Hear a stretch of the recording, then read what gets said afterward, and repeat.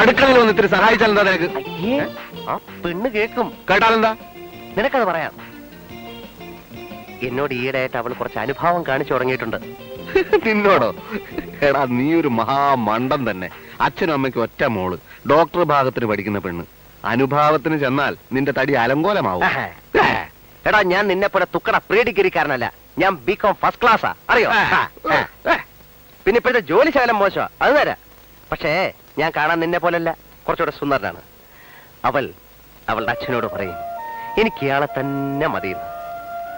അവള് ജയിച്ചു കഴിയുമ്പം ഞങ്ങൾ മനോഹരമായ ഒരു നേഴ്സിംഗ് ഹോം കിട്ടും. പിന്നെ ഞാൻ ഒരു വിലസും ഞാനായിരിക്കും അതിന്റെ നടത്തിപ്പുകാരൻ.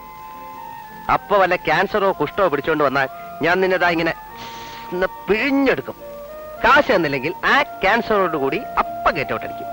എത്ര മനോഹരമായ നടക്കാത്ത സ്വപ്നം. നടക്കോടാ, നടക്കും. ഒരു ഗതിയില്ലാതെ നീ പെരുവഴി കൂടെ നടക്കും. നിന്റെ കരുനാക്കം വെച്ചോണ്ട് ചുമ്മാരുന്നേ.